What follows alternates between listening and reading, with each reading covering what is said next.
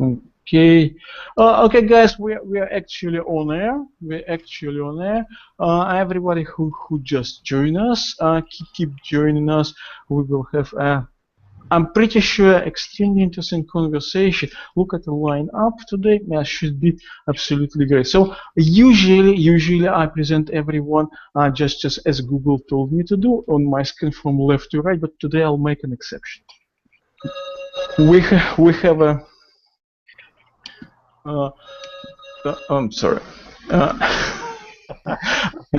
I'm sorry. We have Dagmar Gatell, SEO strategist and consultant from sunny Florida. She is a star speaker today, and we'll give her everything. We'll give her a microphone very soon. But I'm gonna present the rest of the guests. Okay, we have guests from England. Actually, most of the guests from England today. Not most, yeah, but that's quite.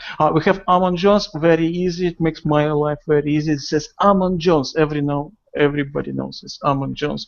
Amon Jones from England. Okay, we have another guest from London, England. David Sois. London, England.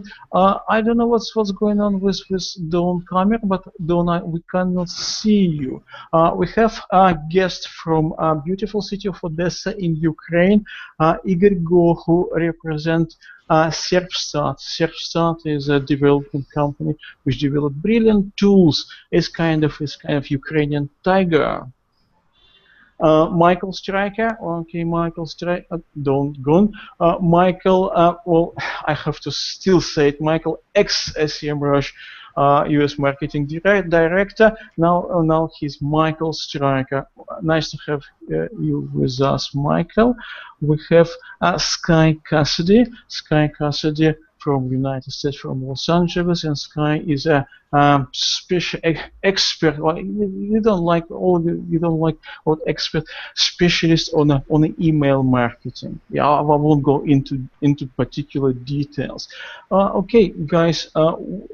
Everybody who just joined us, we will have an interesting conversation. Hopefully, but let's do some pre-presentation chat. I don't know. Okay, Aman, what you been up to recently? Oh, work. I'm redoing a large site using basic NLP. I'm testing conversion rates, and so I'm having a lot of fun rewriting everything to really kind of push some of the psychological buttons and see what the differences are, and particularly how Google may deal with things that are not your typical way of writing. So that's what I've been up to. Okay, great. So, well, anybody else? Yeah, okay, don't. Yeah, hopefully we can see. David, what you been up to? For me, it's been some client proposals and looking after my daughter. She had her 3-month jabs today, so been looking after her. Okay, nice. Okay, Dawn, very nice to see you here with us. Can you see the camera now? Yeah, camera is great. Everything is fine. Congratulations on your being star on Google Q&A show. I didn't even realise, because I was at SASCON, a conference in Manchester last week, and I was out bowling with the on the social part of the event, and I came back to like 25 Twitter messages. So yeah, so instead of being with us watching Google Q&A, and you've been bowling. I watched it when I got home. I watched it all. So no, it was really good chat that you all had there. So that was really useful. Yeah, and yeah, I was really pleased that my presentation got a shout out. That was yeah, I kept replaying that, looking at that bit. Yeah, no, it was good to hear. Yeah, so thanks to everybody for the good feedback, and John, of course. Igor, what you been up to? Oh, I have a big project to work on. It's the educational stuff for our users. So I'm trying to learn everything to teach others to do that. So that's where I spend the most of my time. It's the academy that we're building right now. nothing interesting really, just regular keyword research stuff and techniques. Okay, Michael. Yeah, tell me. You're not SEM Rush. What's you've been doing all this time since you. Thanks for asking. I've been doing some consulting, and I just want to say to anybody who knows the basic tenets of SEO that what you've learned about keywords and audiences and different types of phrases that people use carries very well over into search engine marketing. So I'm happy to say I was able to set up some campaigns in AdWords, LinkedIn, just work right out of the gate, and that's something new for me. So that's what I've been up to. Yeah, interesting. Sky, you told me that you went through the rebranding, completely rebranding, new name. It's the same company. Yeah, same company, same people. Everything's the same. We've added some new products, but we felt we've been in the business for almost 15 years now, and we felt it was time to rebrand.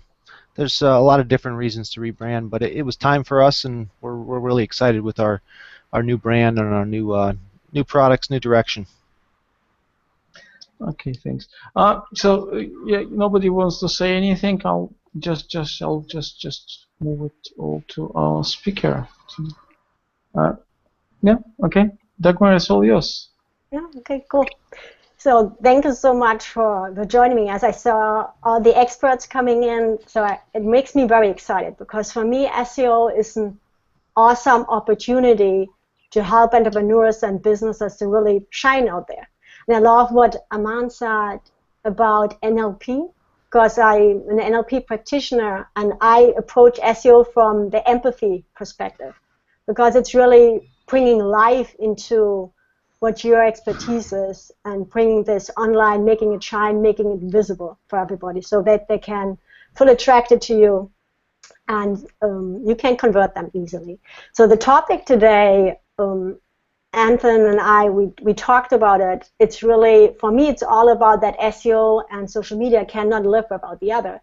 So it's really a love story, because you need to have the search part, you need to have the traffic, but you also need, from the social media part, the audience. And my first thought was about that it's really all about conversions. Like, how I help my clients is converting their audience, their traffic, into their list, into buying their products or buying their services. And it amazes me, from the old days where people came to your website a few years ago and you could easily convert them through content into your list. Now it's all about letting them experience something. So what I see a lot from my clients or for myself when I look into Google Analytics is they come to the social media portals, they explore you there, then they come to your website and they see your blog post, but it doesn't mean they stay there. It could be they going out in another social media portal and see if they can trust you, if you have credibility, and then they come back and sign up for your list. I think why SEO and social media is so important now, because it's so mobile. Like, social media is totally mobile. Everybody I know does social media mobile, and when I look into the data, it's like 50% of the website is mobile traffic coming from social networks.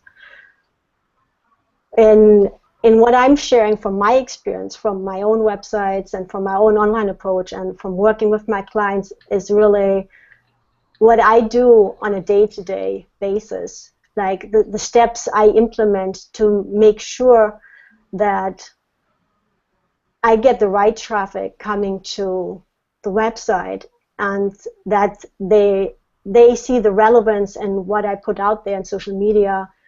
Again, on the website, they get reassured that they can build trust and build credibility, and then build a relationship and convert deeper. What's your experience with that? I saw Dawn is joining us, and Dawn, what's your experience with that? I'm very curious about how you see that, the love of social media and SEO. I'm not sure if Dawn's ready to jump in, but I certainly will. Okay. There are certainly examples. You can have web success without any social media presence. Right. Very few of us have got Amazon in our Twitter feeds or feel friends with Amazon, but you certainly can't say that Amazon's doing badly in search or that it's not doing good business. Then again, there are companies who do leverage it very well. Google have made a very good transition. Although Google as a company, I don't think are particularly great with social media, they've got lots and lots of representatives, people that we know, people like John and Andre and Matt Cutts and Gary Elias and tons of others who are very active, and you get to know the people, and therefore you trust the people who build the product. And I think that goes right back to that fabulous book, The Clue Train Manifesto, that often what we've got is a company in the middle.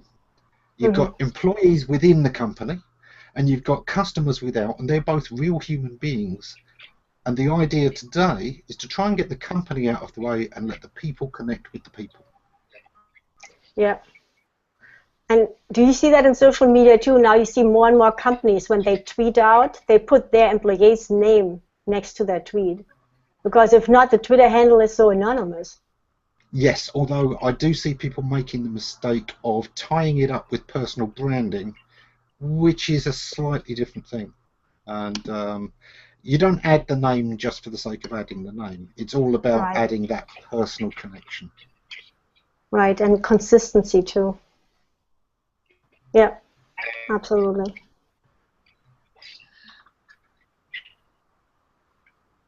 Okay, somebody else has thoughts about the law for social media and SEO before I start with the 7 practical steps? I can jump in for a second if you'd like. Sure. I think I might have a unique perspective. I'd mentioned before we jumped on this to everybody that my company just finished rebranding, and one of the big reasons that we rebranded was because of a lack of web presence with our old brand. We had been around when it wasn't really necessary, and the old management here had continued forward on that same path because we were successful at the time, but over time it slowly eroded our business, and it took a long time for that to be recognized by that management. So I think it's a critical thing, and people might not realize it, and they might wonder why they're maybe it's so difficult for them in business, why things aren't taking off without this. And I don't understand SEO myself. I have other people take care of that, but I do understand that without it, in many businesses you're really in trouble. Like, it's a long-term thing, but you have to have it. It's how you develop a brand nowadays, and unless you have a product on the shelf at the grocery store, you have to have SEO. That's where most people are finding companies. People go research what they want, and then they come to you to buy now. So if you don't have SEO, you're making it really difficult for yourself. Yeah. What I personally see, or what I explore every day, is the internet. At the end, they have 2 different types of people: the people who are searching for something, and the people behind the websites who are providing the solution and the answers. So it's really, the SEO for me combines and connects both. And then with the social media aspect, is you bring the audience in and make it available for people who are not looking for you, but who are interested in what you have to offer. If I may add to what Sky was saying about the rebranding, we had just about the same process recently. We were working on 2 markets in local Russian market, let's call it that way, and we just started working with the Western market, so trying to get close to SEM Rush. And what we had to do, we had to change the name that we used on the Russian market, and the only way for us to inform our users efficiently of that change was through social media. So the branded queries, like the old name that was Prodvigator, they had to be changed to the new branded query, the SERP for the, I don't know, probably 4 or 5 countries in general: Russia, Ukraine, Belarus, Bulgaria, Kazakhstan, and countries near them. So the only thing that we could have used for that transition was social media. So of course there are like emails and everything, but for users to stay subscribed to an email list or even to read something from a tool in this day and age is not that easy. But when they see on social media that something gets hyped, like the product, we actually announced it as if we are saying goodbye. So the Product is saying goodbye. So that caused a little bit of hype, and people knew that we are now using a new name. So that was the way we went with it. And I don't see how we could have done it without the social media. Can I chip in with my on social media? So I think that we do need to. I know that Google has sort of reiterated this a number of times, and we do get a lot of people that say, "Oh, social media is a ranking factor. You know, social signals are a ranking factor." I think we do need to clear up that actually social signals, in a literal sense, are a ranking factor, but also, for me, without lots of good social signals, you probably could never get in touch with those authorities that actually then give you the thumbs up via links, via shares, via amplification and via reach, etc., that do in turn then give you the higher rankings. Do you see what I mean? So as you say, there is a connection there. It's not that Google will crawl the tweets and then all of a sudden every share will contribute to your rankings. It's that you actually get an opportunity to connect with the authorities, and you could never do that before the days of social media. You know, how is anybody going to get in touch with, you know, some massive authority via traditional channels? Money. Well, just I mean, you can kind of just shout across Twitter now, and as long as you're not rude and you start to build a bit of a rapport with somebody, you're able to have a conversation, an intelligent conversation with people that you would never possibly be able to connect with if it were not for the platforms that are available to us now via social media. And then in turn, obviously, you're able to be picked up as a brand or as a small brand, and suddenly you start to get votes and links. You know, if we say that links are votes, that then in turn boost our rankings, because links are still a massive factor in SEO. We know this as a fact. That's for me how social media amplifies. Now, obviously, social media also works for many other things as well. As you say, it's the credibility when somebody's doing the research. It's checking the reviews. It's all those moments in a customer's journey with a brand. So that's my view on it. I mean, I'm a huge fan of social media, and you know, there's certainly no going back from it. But for me, I think it's just really important that we always stress that at this moment in time, and just a simple share or a simple tweet is not going to be the same as a link. But that simple share or tweet that then suddenly manages to reach out to, you know, to 1,000 people may then in turn into a link, because you've been able to reach that much further with the pebble in the pond. Does that make sense? Yeah, totally. And Don, I don't know if you remember me, we met in a Twitter chat and you shared a link with me, and I will not forget this. It was a link to the YouTube creator, I think, and it was about the help and the help and the hub and the hero. Help, hero. Well, yeah, it's a content marketing framework. Help, hero. Right, and you really opened my mind, because coming back to social media and SEO, right, totally makes sense for SEO, right, to create this content. But then the social media mind needs to understand how you promote it, because you need to promote it and integrate it in your social media strategy in a totally different way. And I so appreciate that you said at the beginning, absolutely, social media signals are not ranking factors, but the traffic. They certainly help as an intermediate step towards a ranking. That's what I would say. Anyway. Yeah, because without them, you're going to struggle, because without them, how are you going to gain a large amount of natural links? Natural links and the traffic coming to your site, right? because organic search is only so much. You still need referral search, you need the social media search, you need the direct search coming to you. Yeah, but that for me, that's a separate thing to SEO. They all work together now. For me, everything works together. There's no such thing as, well, we only do SEO, we only do social media, we only do PPC. You know, people don't live their lives in a bubble anymore. You know, and everything touches everything. Programmatic's all around us, and you know, people are being followed all around the internet, all around everywhere. So nothing's in a silo, is it, as such? So, but that's just my view, anyway. So I think we're all on the same. We're all of the same opinion that social media is very, very important. Yep, absolutely. Okay, I'll chip out now. Thank you, Dawn. I think one of the things that's really interested me is how social media also amplifies traditional media.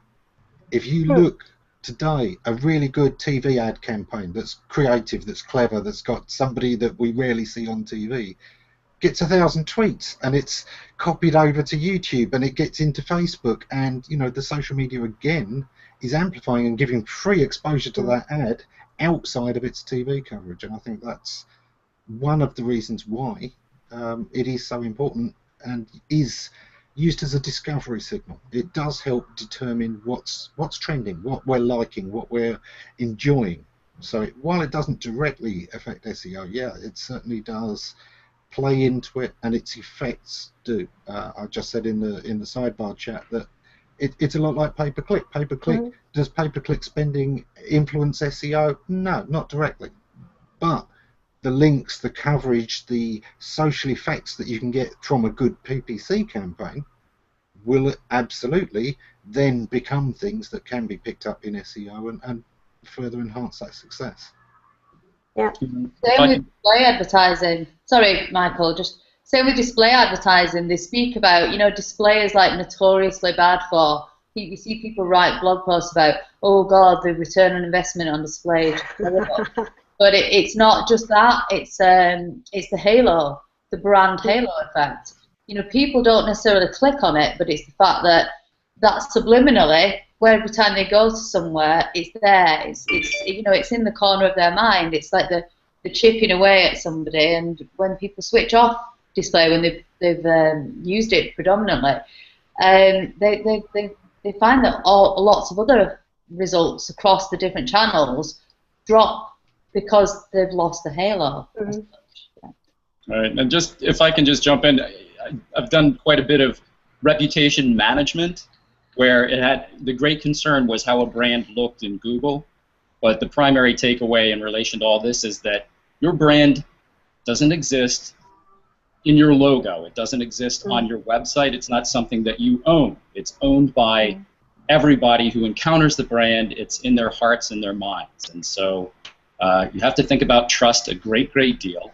Yes, Google does get trust, and things that appear in search results are trusted enough that people are still accustomed to, you know, clicking through. But there's another form of trust, and people trust each other, trust peers, family, friends, much more than the brand itself, and that's why you need social. The amplification that Dawn's been talking about, and anybody who's gone through rebranding has, you know, encountered this too. So yeah, you need to exist in the minds and hearts of your potential audience and your users, and social is, you know, just where people are going to look for how people regard your brand.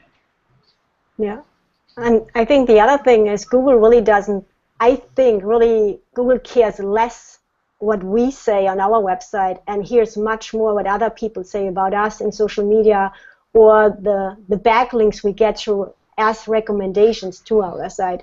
So that's, I see that as a trend, less and less, because they don't want that people fake anymore or try to fake website value or website quality or website authority. So they look outside and to see who else recommends us, like in real life, the same when you ask your friends about recommendations. There's been some talk, of course, about sentiment analysis, but it's still very early. It's still not very effective yet. It's getting there. Give it another 5 years, and sentiment analysis will be right up there, and that's when what others say about you is more important than what's on your page. But still, right now, your content is the most important thing about your page. Next is its external links. Yeah, your internal links are a lot less important, because Google is more and more able to map out the connections and spot where, you know, two companies are related, or two sites are related, or, oh look, you've written 6 guest posts for them and they've written 6 for you. Oh, that's not at all suspicious. You know, so they can see when there's some kind of relationship going on very quickly. And yes, those links do get devalued a bit, especially by repetition.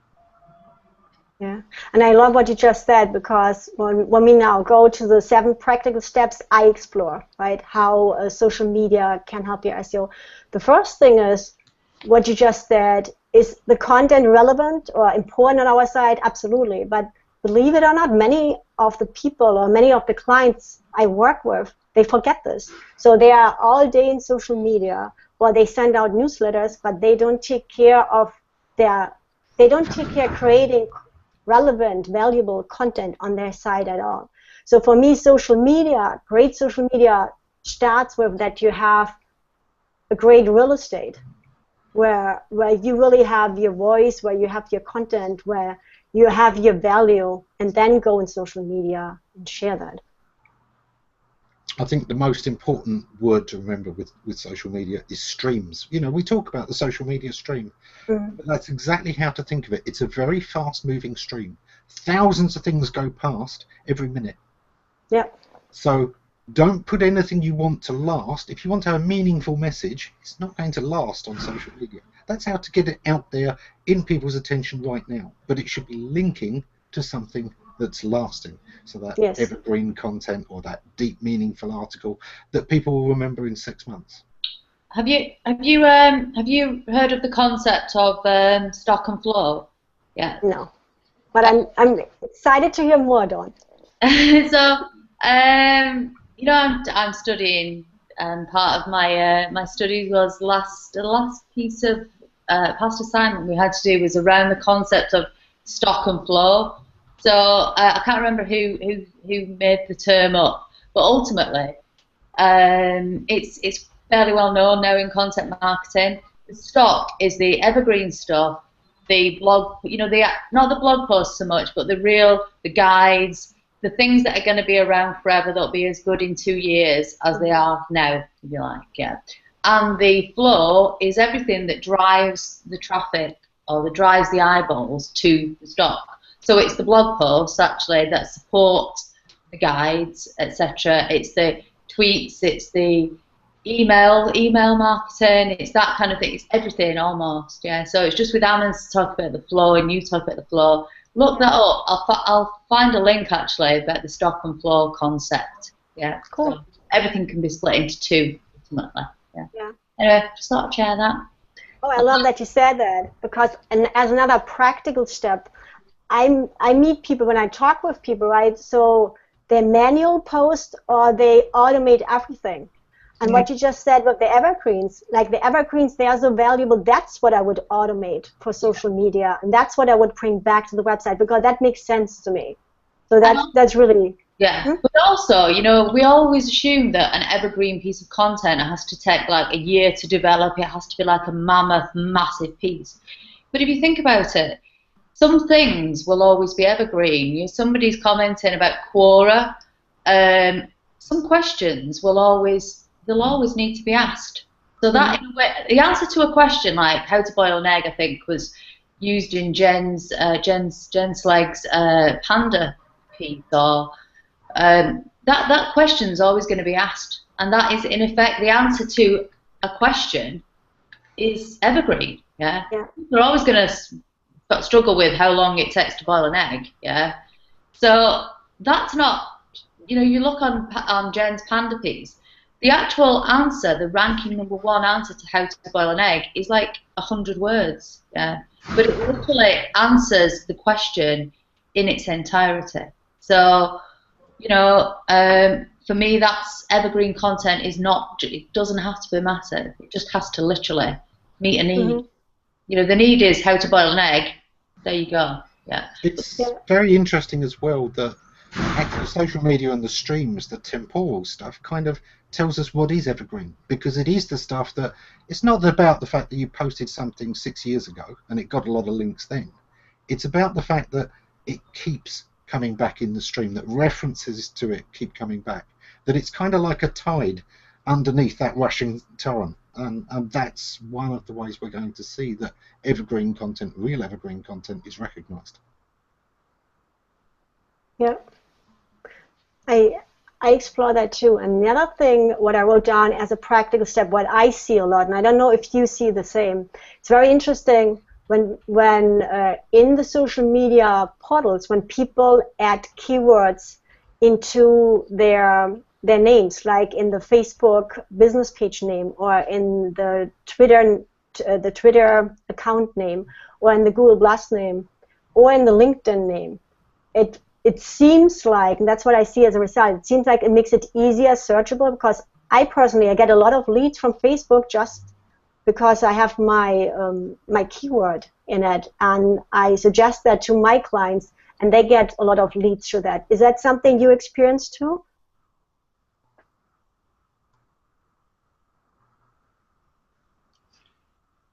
Is that to all of us generally? Yes, to all of us. Whoever wants to join, I'm totally open to that. I want that this is a community wisdom more than anything else. I didn't really run into successful examples of using a keyword as a part of the name for anything, but I do want to say that we didn't discuss that the social media pages can rank themselves for certain keywords. Mm-hmm. And that in itself, while not improving the SEO, it just gets you to the point of SEO. You get traffic from organic search to your Facebook page, for example. You still got the person to your page. Well, it's not your website, but you can close the deal there. And the other good example is Amazon. Well, not social media website per se, but it's a social domain to a certain extent. And for example, if there's a new type of goods appears on the internet, the best way for a new or small website or a new merchant to sell that stuff is to go on Amazon and put it up there, because Amazon will rank for the name of that product way faster than any small domain. Mm-hmm. So if you sell that thing on Amazon and people search for it, they will find your Amazon store. But if you just stick to selling it on your website, they will not get there. They will maybe initially, but just as soon as bigger websites start selling it, or someone else starts using Amazon to sell it, they will push you down. So I think that social media is in itself a nice place to promote as a separate website to get traffic from organic search.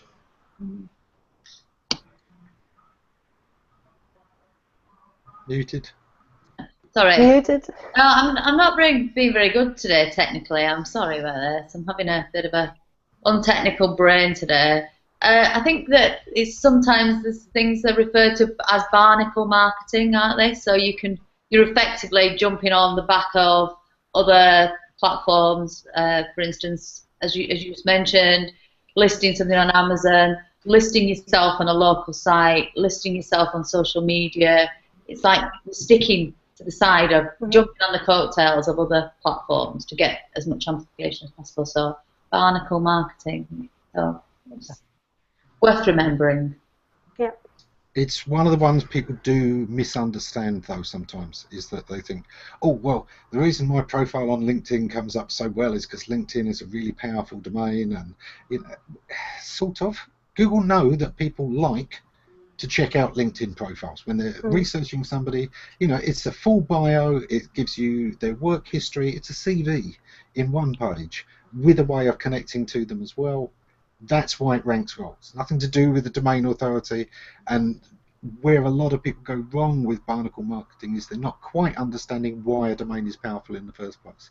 Amazon, because we've already got our search history there, it's already got our credit card details, we've probably got the one-click buy, we're happy buying from it, we've already got the trust factor, and that's why Google is very happy for things to rank there. Yeah, that's great. If I can jump in too, I love the idea of using Amazon, launching as a merchant, becoming better known, because one of the things that Amazon is a master at that's unexcelled is user-generated content.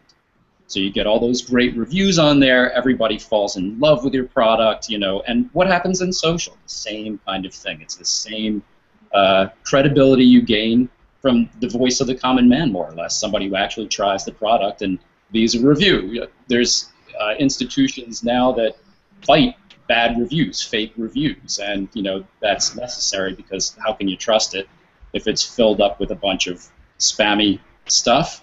But you know, looking for those reviews in social, getting the voice of the person that you trust most, and isn't that what social is all about? And people constantly look for what we end up calling social trust.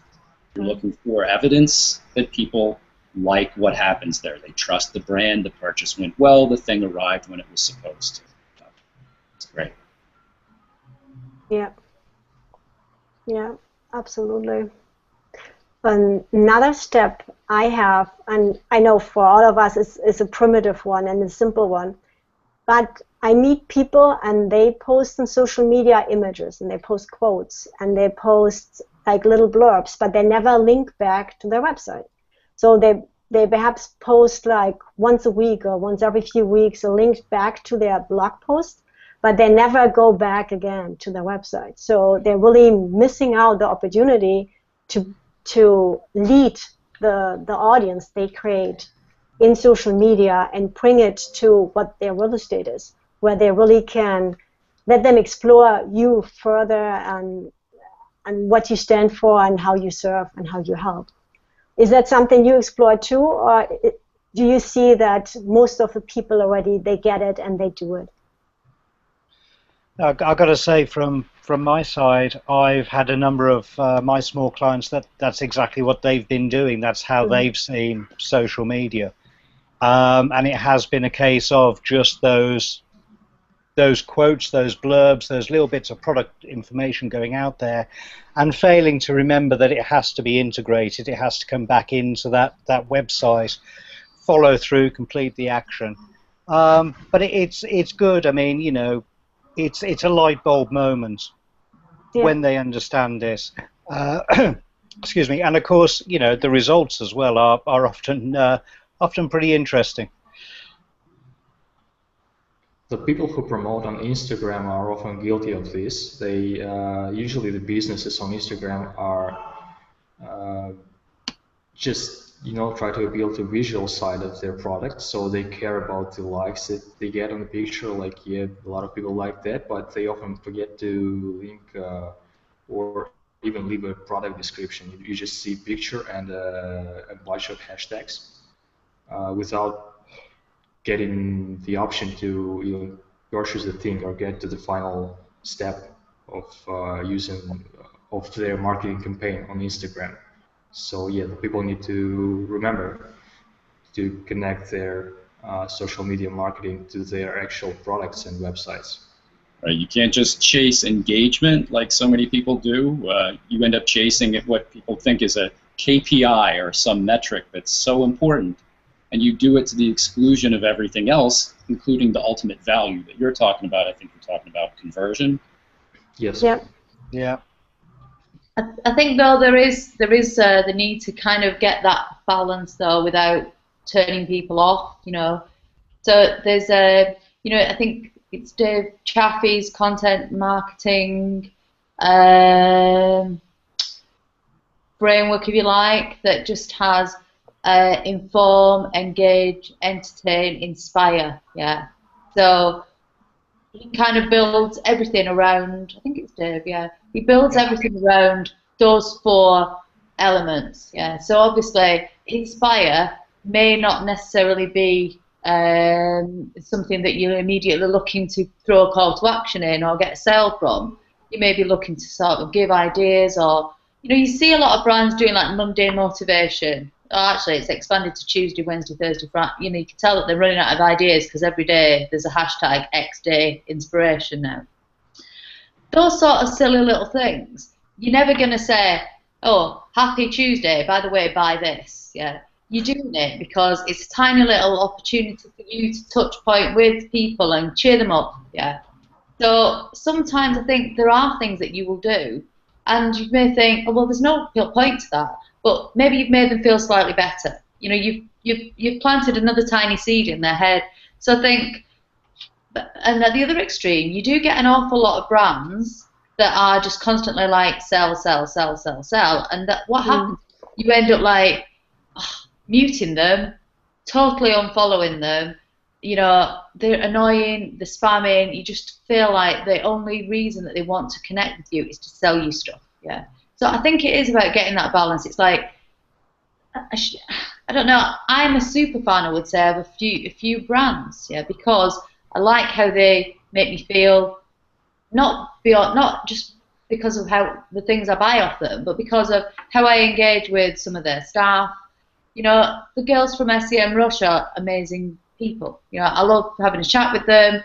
I'm a super fan of SEM Russia, I would say. I like the product, but you know, I like the people as well. I like the whole strategy. So, you know, I just wanted to say that really, it isn't just about always having a call to action. Sometimes it is, you know.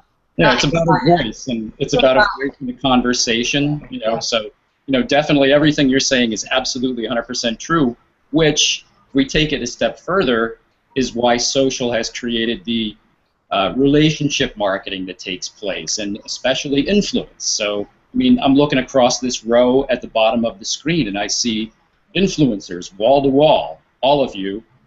You have voices, and you're trusted.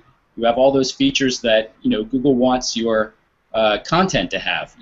EAT, you know, expertise, authority, and trust, and you've got all that, and that's why one of the reasons why people are, you know, willing to listen to you. In social, you're right, having that voice and being consistent and being periodic and being on at certain times and having those, you know, Twitter chats, you know, like SEMrush has. It's an awesome vehicle. People trust that you'll be on the same day of the week at the same time. And it'll be entertaining, and you may learn something. And, you know, all of that adds up great. You know, we're getting off into influencer marketing. Where would influencer marketing be without social? I mean, it just wouldn't exist. Yeah, without SEO too, because if you think about, you want to connect with the influencers from your niche, from your industry. So you still need to know what is it. You don't want to just to go out, like SEO, I really see gives you a path, gives you a guidance, what to look for, what are your niches, where you want to establish yourself in social media, where's your audience. So I really, what you're all saying, like I totally see the same. It needs to go hand in hand. It needs to have a relationship, a working relationship. There's one thing that's really important to building that expertise, authority, trust. Don't play the numbers game. The number of times that I see people, oh, we've got to put out content, we've got to get lots of content.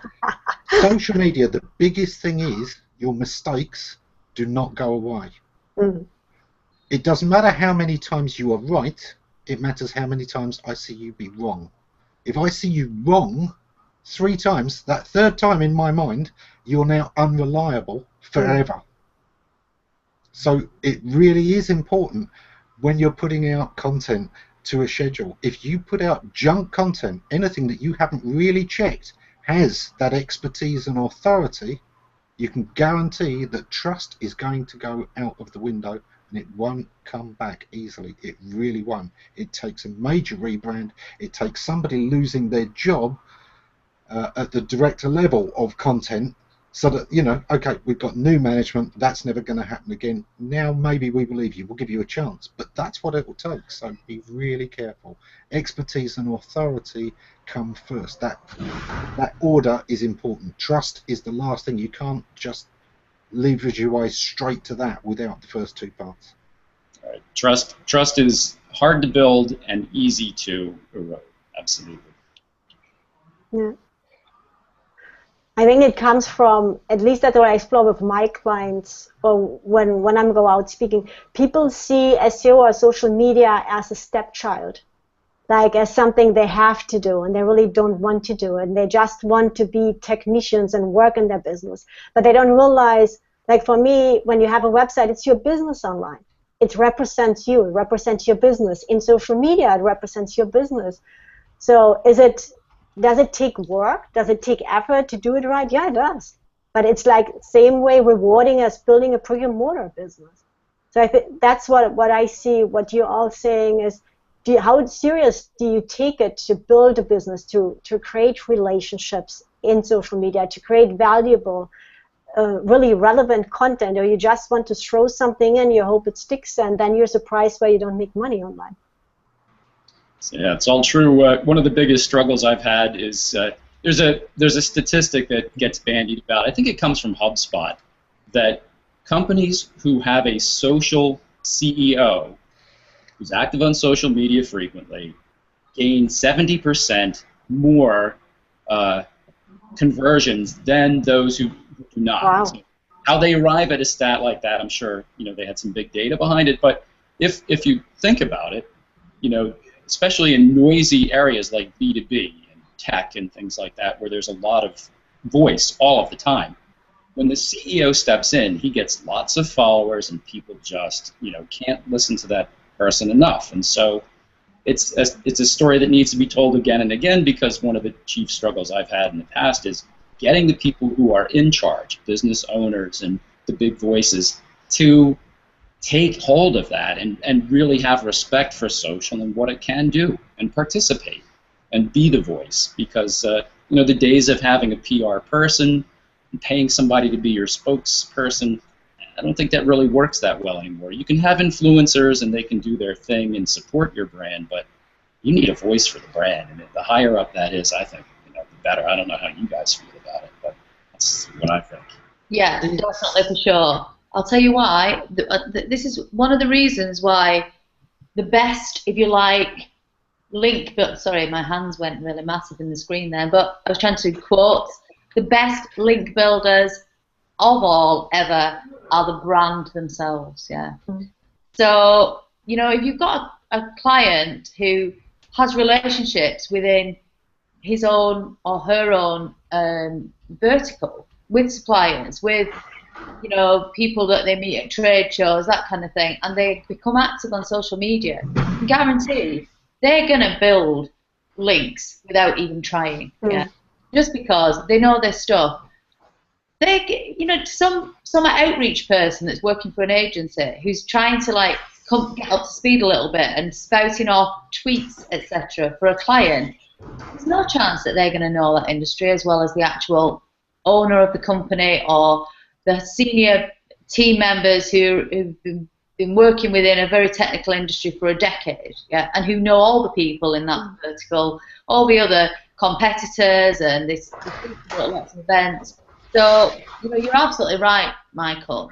It just makes a huge difference when you get the senior people on board who know their stuff and share it. There's a couple of things to say. Michael, your point about the hiring spokesman, I see it still working great. I work with a lot of companies where there isn't one voice for the company, and what you do is you create a blog and allow a few people who are representative voices at different levels of the company to work, and it can work great. Now, some of those, they don't want any one actual employee to be tied that closely to the brand, so they will create a fake persona. It's given a real personality, it's an amalgamation of real people, but somebody is hired to play that part, and that person is then replaceable. We do see mascots still used. That's a great point, and having responsible people in these roles and still having them interchangeable, that's an important business consideration. On the other hand, there's this concept that I've seen it with companies and at trade shows and all over the place, meetings. There's a dynamic that I'll call it peering. The CEO enters the room, scans the room, picks the tallest guy or woman who looks like the owner of the company and goes directly to them and shakes their hand, ignoring everybody else in the room first. And it's this thing that you want to talk to people at your level. You don't want to talk to the lower level salesperson. And when I say you, I mean, this is a pretty frequent thing that happens in sales, and you want to talk to the VP of sales if you're a VP. And so that's why the CEO's voice, I think, is probably, if not the primary voice, still essential, because at some point there might be a strategic partnership or a merged product or something that could emerge, but you want to talk to the chief person to make it happen. I thought you were picking your teeth for a second there. It's one of those ones, though, when you look at small businesses, the CEO is almost always on social media, and it's not a massive differentiator. So when they were looking at that data, they were looking at a certain size of company. And the way that they discovered which CEOs were using social media was, of course, itself slightly skewed, because they had to think of, how are we going to track this? And then they do that thing. Well, they're only detecting the ones that can be detected through that method. So there's a little bit of skewing of that data, and it certainly does favour the larger companies. But it's certainly a factor, but you have to be careful. There's the flip side. I mentioned this earlier, Dagmar, that there's a lot of people who use social media because it's fun, because they love doing that bit. SEO is tricky, writing articles, oh, that's hard. But, you know, just tweeting out stuff, oh, that's easy. And look, I got 3, 4 likes. Yeah. Did you get them from the people that you're always liking? Because if so, they don't count for a thing. And a lot of people do get thrown by KPIs. Michael, you mentioned KPIs earlier, and I mentioned what I always say they stand for. Kill performance instantly. So many times KPIs are these ridiculous measures. I knew a company years ago, oh, our best salesmen make 50 calls a day. Right, everyone has to make 50 calls a day. So, of course, they start calling terrible leads because they've got to make up the numbers. So the quality of those calls went right down. Because they were so busy trying to make all those calls, they weren't free when the actual opportunities came in.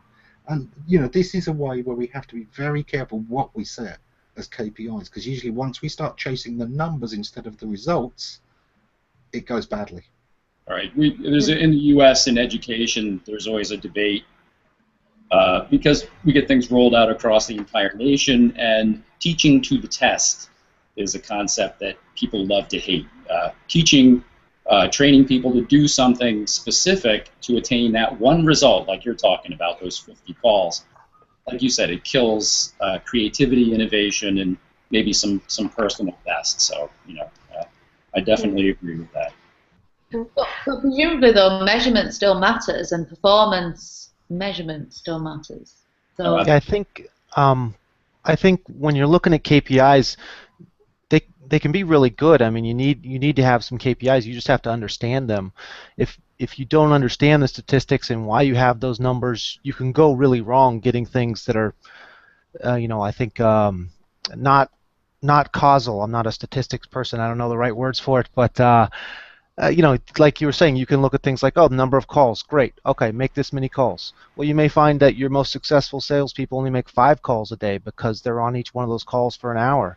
It doesn't mean you should take all your salespeople and give them 5 calls a day. I do remember the one statistics course I took at one point. A very basic thing that they showed was, you know, you can't, when you pull the legs off of an animal and yell at it, it won't jump. It doesn't mean it hears with its legs. Like the things aren't necessarily connected. They took a bunch of crickets and they popped the legs off, and they were like, look, apparently their ears are on their legs. I don't think they actually did the experiment, but it was a thought experiment, just to show people, you know, you can't look at the result and say, oh, it must be tied to a certain thing.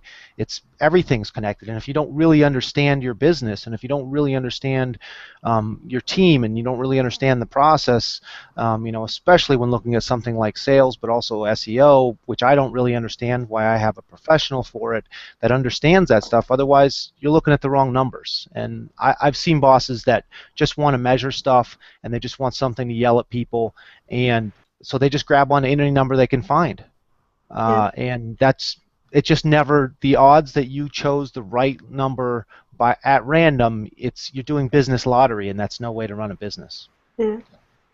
I like what you're all saying, because for me it's the meaning of the numbers, right? Let's use SEO as an example with the keyword. I have clients and they want to have a keyword, or they want to use topics, let's say topics, or be in niches, big niches with a huge search demand and great profitability. And I approach SEO from a very empathy point, because their heart has to be in it. I work with clients and they chose the best niche, and then they cannot create content, or they don't feel connected to this thing. So what you're all saying, it's the same for me. If you can read the data, still there's life behind the data. it's not just the naked data what has a meaning. It's more what is the meaning of this data for your company, like in everything, if it's analytics or if it's the KPI or whatever it is. Right. So as a last practical step, and don't believe it or not, you really inspired me to go in this direction with your help and hub and hero content, because the last step, what I see a lot, what I suggest to all my clients doing, when they have people they follow or they have people in their industry they really love, they are connected with them, that they have blog posts and they implement quotes of these people, because in this way they give them recognition, in this way they give them respect to the value they provide to the community, but also have a chance that they get a thank you back and they get a reshare for the blog post. So that's what I see as a very humble, practical step when it's done in an ethical way, when it's done in a caring way, that you want to provide more value but also give the respect and recognition back to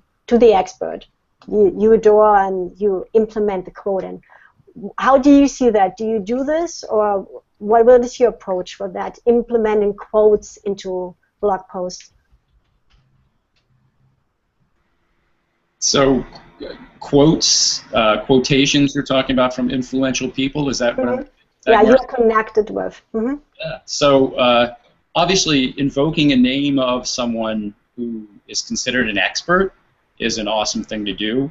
If they actually jump in and share in the conversation, that's a great thing to have happen.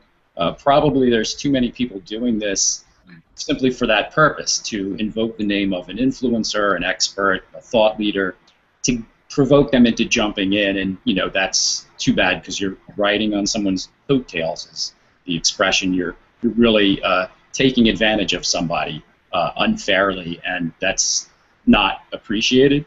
But I always try to, when I share something, I try to invoke the handle of the person whose content I'm sharing, because it's just a way of saying thank you. When I quote somebody, I waste time, honestly, but I try to find out who was the originator of the quote.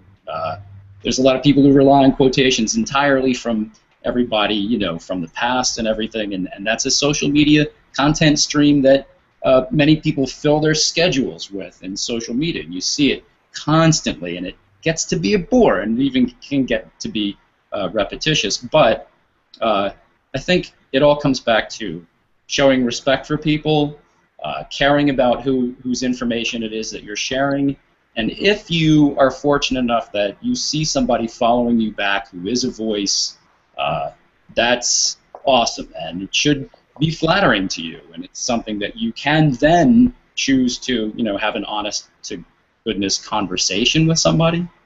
But to simply invoke their name, hoping to provoke a reaction, is probably not.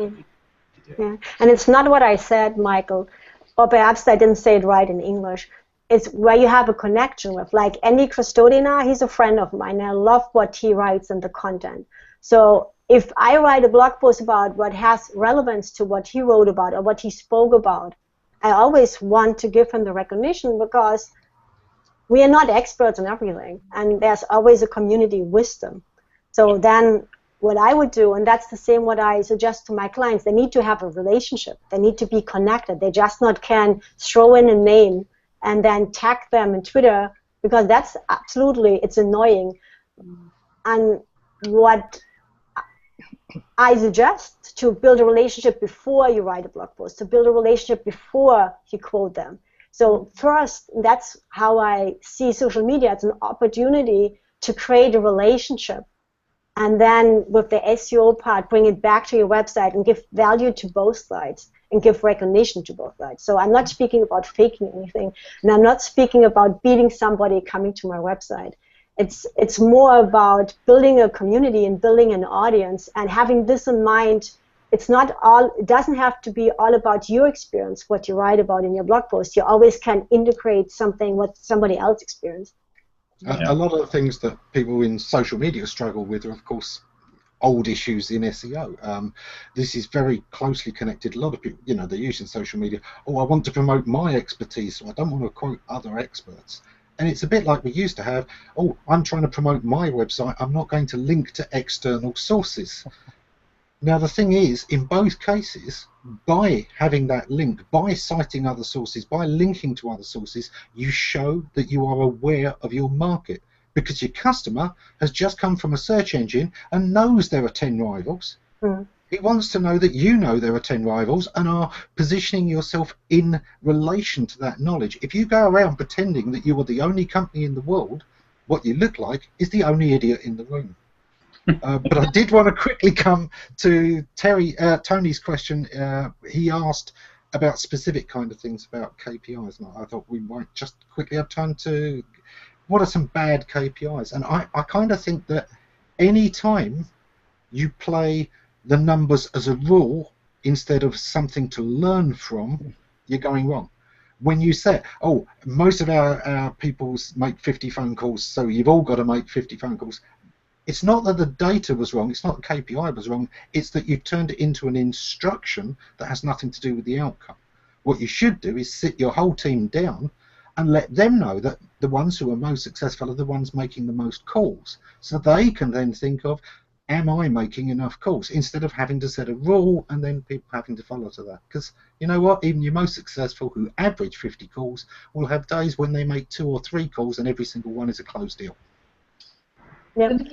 I was going to say, for me, in terms of social, KPI is just to bring it right down to the nitty-gritty. Yeah, they are assisted conversions. Yeah, I wouldn't say just conversions, because obviously a social media tweet or share or whatever can assist something that happens quite a way down the line.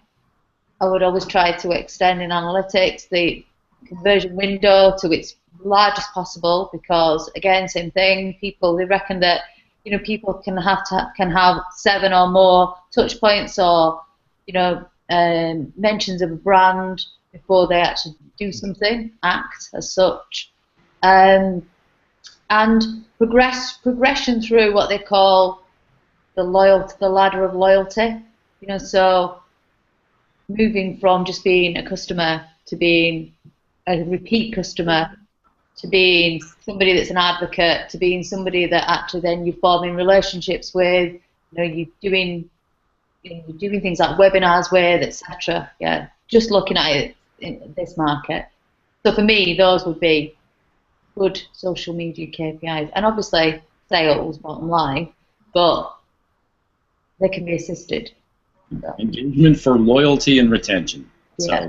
So thinking about working for a SaaS company, software as a service, churn, thinking about the things that contribute to your monthly recurring revenue and how important that is. And if you're going to lose 30-40% of all of your newly signed users within the first couple of months, I mean, that's a disaster. Wow. Making sure that they're engaged, and some of that has to do with training and materials, but if you're not using social to promote and disseminate the information about where to find all these assets and resources, that's... And that's the Help Hub Hero. That's the help part of the Help Hub Hero framework. My favorite saying around that is, selling doesn't help. No. Helping sells. Mm-hmm. No, absolutely. Yeah. Because what's the point of just getting conversion, as you say, with something like software as a service or a subscription model, if the next month they never come back? They didn't know how to work the product. They didn't. Some of the tools can be quite complex now, can't they? And if you haven't got a really comprehensive help section with social media guiding you to that over and over, or somebody manning the social media customer service help desk to say, hey, there's a guide to that. This is how this works, etc. So that's the Help Hub Hero. That's the help part of that, and that's how it fits in. Yeah. People need to hear it from all kinds of different voices. I mean, honestly, there's some hard sell stuff that goes on out there, teaching techniques for SEO or content writing or whatever, and it just kind of rubs me the wrong way, just because of the kind of person that I am. But some people love that. The guy stands in front of his Ferrari on the golf course and says, you can have this too. Great tips about how to, And I kind of cringe, but some people love that stuff, and you may not do that as a brand, but you may have somebody who's an enthusiast, an advocate, an evangelist, who does that, and they're going to use social for that. So thinking about all the different voices that people welcome and actually follow and listen to, you're going to need a variety of them, and it's just another aspect to it. I think those guys with the Ferraris pretty much always end up in jail. So that tells you a lot about that particular technique, and where it ends up. One quick thing on KPIs, to get back to that really quickly. If you just look at what does KPI mean, it's key performance indicator, not something to live your life by. It's an indicator. That's it. It's a guide. It's one more piece of information that that a good manager can use to make decisions. It's not, if KPI was all you needed, well then you could have a computer doing your job. It would just look at the numbers and then go issue whatever command depending on those numbers.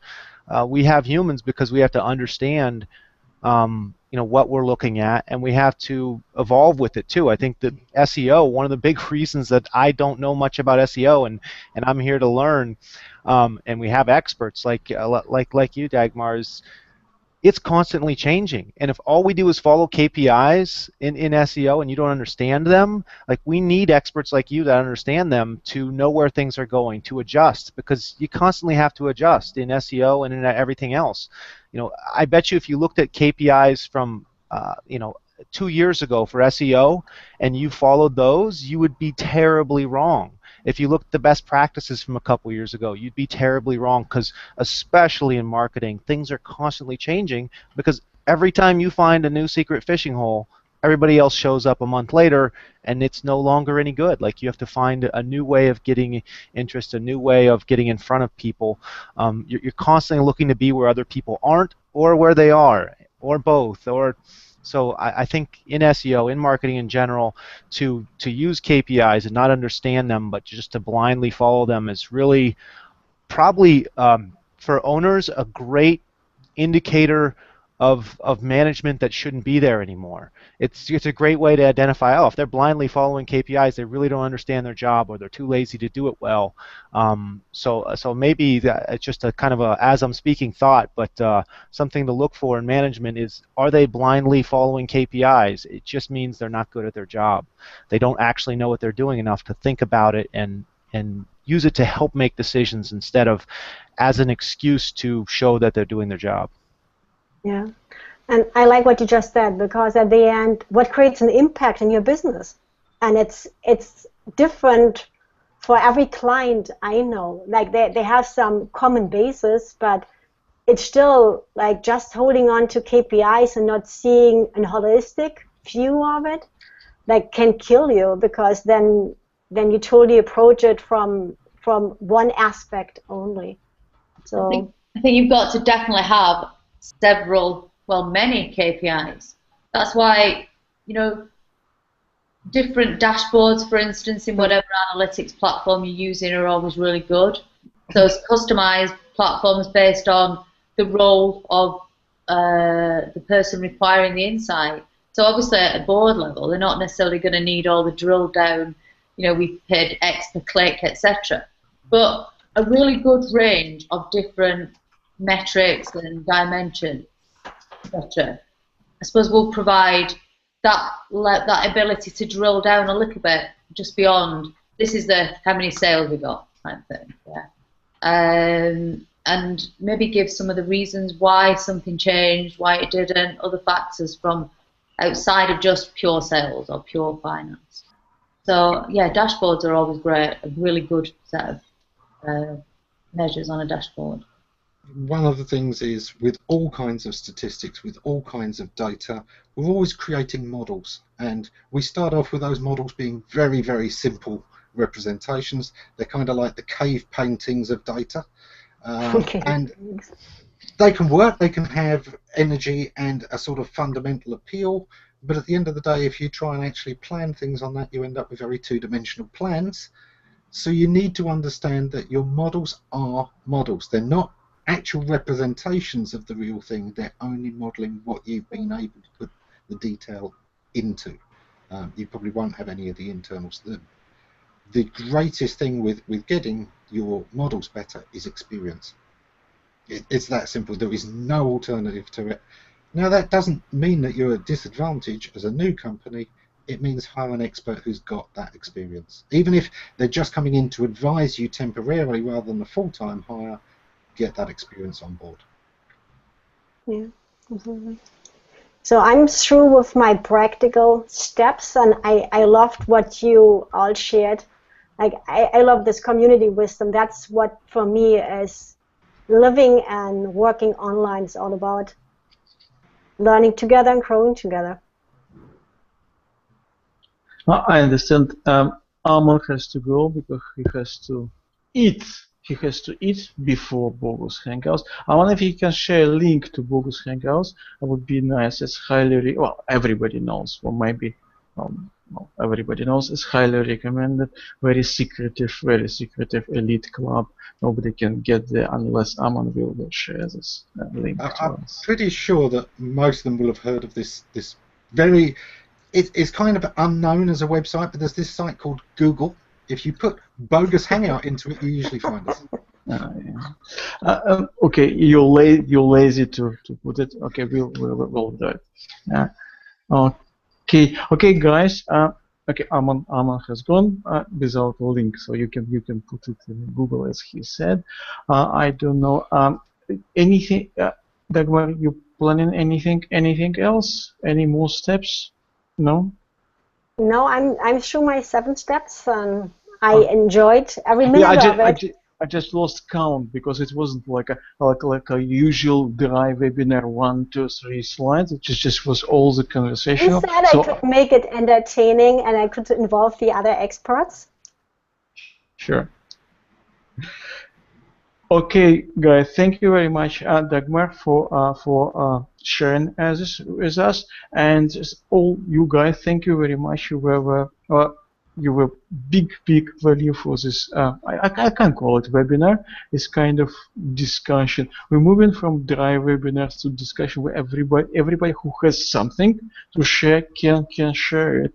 So the only person who was sitting with a microphone mute was me, obviously. Thank you very much, guys.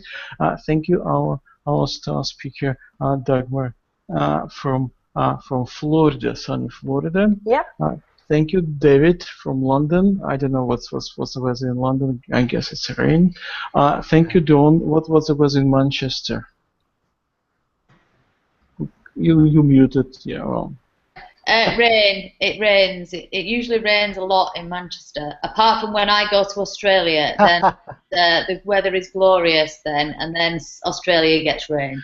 Yeah. We have all moved to Australia. Okay. Yeah. Thank you, Igor. It was your first time, and I hope you like it. Thank you, Michael. Michael, you're an extremely experienced fighter. We know that. Thank you, Sky. It was a very last moment. I just saw you want to watch it and invited you. Thank you, guys, and thank you, Dagmar Gatell. Was absolutely brilliant. When I said a webinar was good for Americans, I use awesome. For Europeans, I use brilliant. So I don't know what was to use for you. I will say it was absolutely brilliant and awesome webinar, which wasn't webinar. Thank you all, guys. We're going Dankeschön. Okay. We're going off the air, so you can say, "Mom, I'm on the telly," before we go